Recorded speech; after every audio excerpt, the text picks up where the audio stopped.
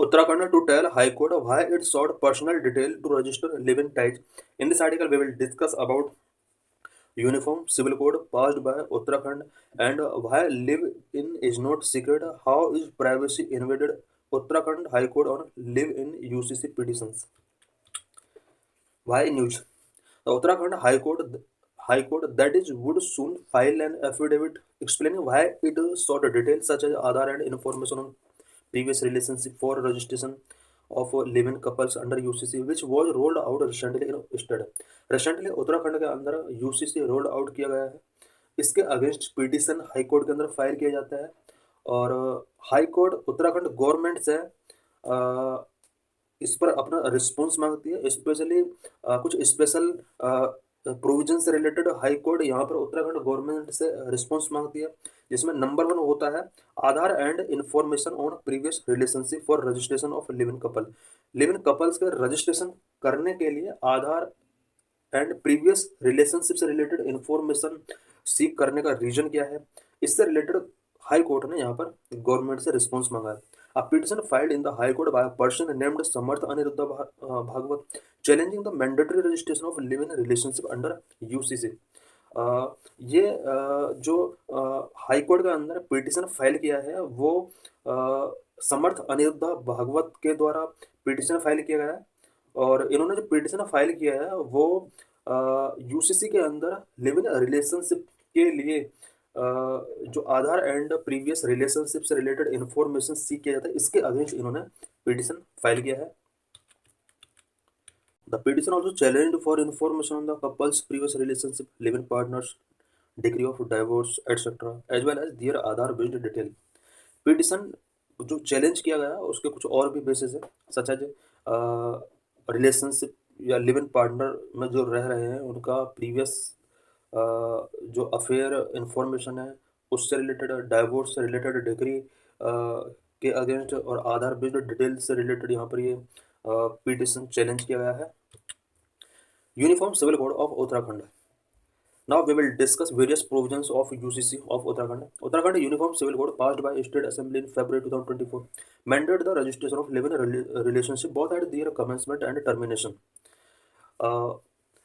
Uttarakhand state assembly के द्वारा फरवरी 2024 में यूनिफॉर्म सिविल कोड पास किया गया जो कि लिव इन रिलेशनशिप में रहने वाले कपल्स के लिए रिलेशनशिप के कमेंसमेंट और उसके टर्मिनेशन से रिलेटेड पूरा रजिस्ट्रेशन यहाँ पर कराना होगा। This requirement applies not only the resident of Uttarakhand but also to individual residing elsewhere in India. ये सिर्फ उत्तराखंड के रेसिडेंट पर ही अप्लाई नहीं होता बल्कि उत्तराखंड के वो पीपल जो इंडिया के अदर पार्ट में रिसाइड कर रहे हैं और उनका अगर अफेयर होता है तो उससे रिलेटेड यहाँ पर इंफॉर्मेशन उत्तराखंड गवर्नमेंट के लिए इन्हें प्रोवाइड करना होगा।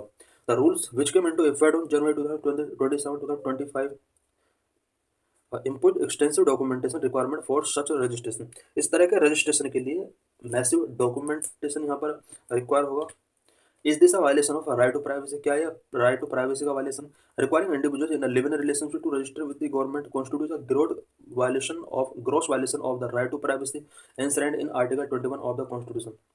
लिव इन रिलेशनशिप के लिए जो रिक्वायर डॉक्यूमेंटेशन है ये राइट टू प्राइवेसी जो कि आर्टिकल 21 के अंदर प्रोविजन है उसका कहीं ना कहीं वायलेशन। इट ऑल्सो कॉन्ट्रावेन द 9 जज bench decision in justice case पुट्टा Swami versus union of India which affirmed that the right to privacy encompass both informational privacy and decisional autonomy। UCC के अंदर जो ये प्रोविजन किया गया है ये 2017 के 9 जज बेंच के द्वारा गिवन किए decision, specially justice case पुट्टा Swami versus union of India में जो डिसीजन गिवन किए गए थे उसका वायलेशन है, बिकॉज उस डिसीजन के according informational privacy and decisional autonomy को इस राइट टू प्राइवेसी में इंक्लूड किया गया था। What is the registration process under the code? Only unmarried heterosexual couples can enter into live-in relationship। UCC code के अंदर unmarried heterosexual couple live in relationship में आ सकते हैं, इसके सिवाय अदर पर्सन को लिव इन में रहने का कोई राइट नहीं। इट मीन्स मैरिड कपल यहाँ पर लिव इन में नहीं रह सकते। Couples currently in a live in relationship और intending to enter one can register through the newly launch online portal. Currently जो लिव इन रिलेशनशिप में कपल आए हैं, एक ऑनलाइन पोर्टल के थ्रू ये रजिस्ट्रेशन अपने आप को करा सकते हैं। For offline registration they have to submit a 16 page form along with supporting documentation to the concern registrar. Online अगर रजिस्ट्रेशन कराना है तो 16 पेजेज फॉर्म इसमें फिल करना होगा, और इसके साथ कुछ कंसर्न रजिस्ट्रार के लिए कुछ डॉक्यूमेंट यहाँ पर इंक्लूड होने चाहिए। As stipulated in article rule 15(3), applicants are required to submit an extensive set of documents for registration। For registration extensive set of documentation के यहाँ पर नीड होगा, such as number 1 their photograph, their income tax payment, permanent account number, Aadhaar linked phone number, proof of residence और domicile within the state. If either partner is between the age of 18 and 21 they must provide the Aadhaar linked phone number and address of each of their parent और legal guardian. अगर live in में रहने वाले partner का age 18 to 21 year के between है, यानी Aadhaar linked phone number, address proof और अपने पेरेंट का यहाँ पर एड्रेस गिवन करना होगा। The registrar is legally obliged to notify the guardian regarding the registration of the relationship as well as it termination. Relationship और टर्मिनेशन से रिलेटेड जो भी रजिस्ट्रेशन ये हो रहे हैं, ये लीगली ऑब्लाइड किया गया है कि कपल्स के पेरेंट को इससे रिलेटेड इन्फॉर्मेशन गिवन की जाए। Is relationship history relevant? क्या जिस तरह से रजिस्ट्रेशन कराना होता है कपल्स के लिए इस यूसीसी के थ्रू, क्या ये रिलेशनशिप हिस्ट्री रेलेवेंट है जिस तरह से इसमें सीख किया गया है? Couples are required to furnish proof of any prior relationship particularly if they have previously been in the live in relationship. UCC के प्रोविजन के अकॉर्डिंग कपल्स को अपना प्रायर रिलेशनशिप हिस्ट्री प्रोवाइड कराना होगा। Further they are required to disclose their current status whether single, married, divorced, annulled, separated और widow. जो new couples हैं वो रजिस्ट्रेशन अगर कराना चाहते हैं तो उन्हें कुछ एडिशनल इन्फॉर्मेशन प्रोवाइड करनी होगी, such as single, married, divorced, annulled, separated, widowed. A distinctive feature of the rule is their attempt to equate live-in relationship with the status of marriage। Live in relationship को यहाँ पर status of marriage के साथ equal करने का यहाँ पर इसके अंदर प्रोविजन किए गए हैं। What about housing? If the partner are already living together they must provide proof of their shared household such as most recent electricity और water bill.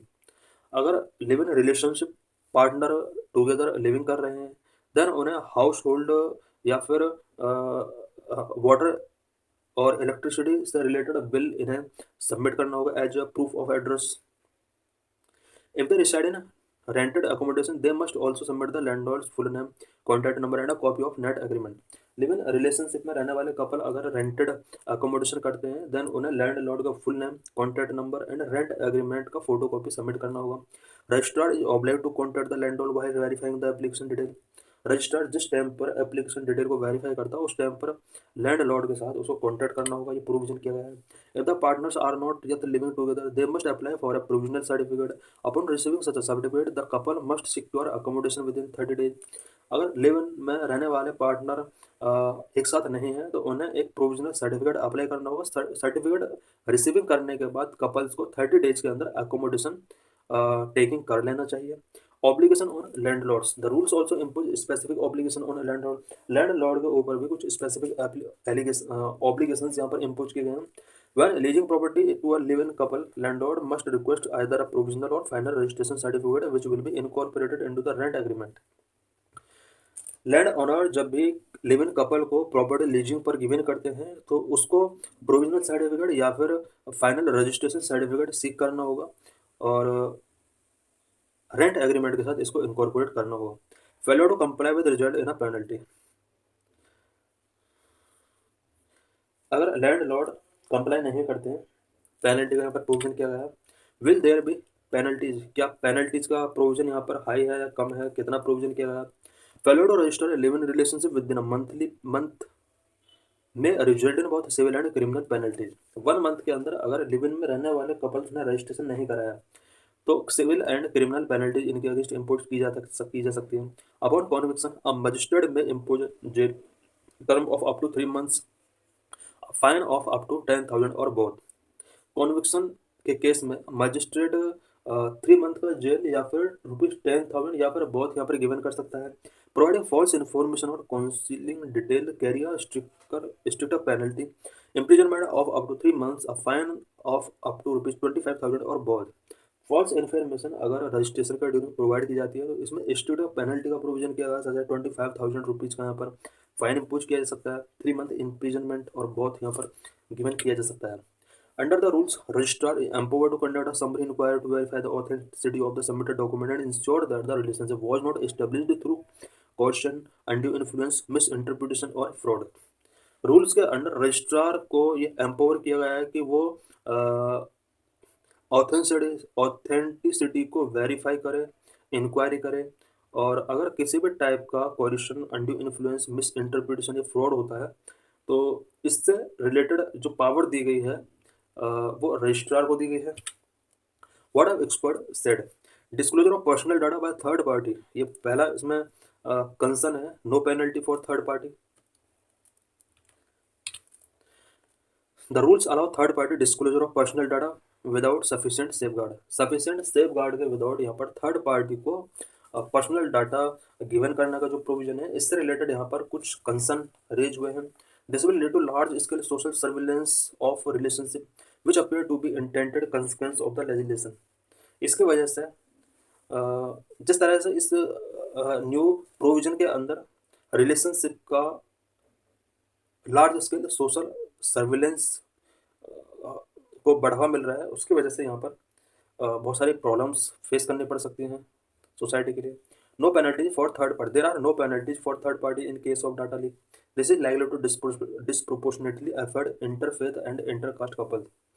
Because third party अगर डाटा लीकेज केस में indulge होते हैं तो इनके against किसी भी type का पेनल्टीज का प्रोविजन नहीं किया गया है, और इंटरकास्ट कपल्स का जो यहाँ पर मैरिज होता है वो भी डिस्प्रोपोर्शनेटली अफेक्ट हो सकता है।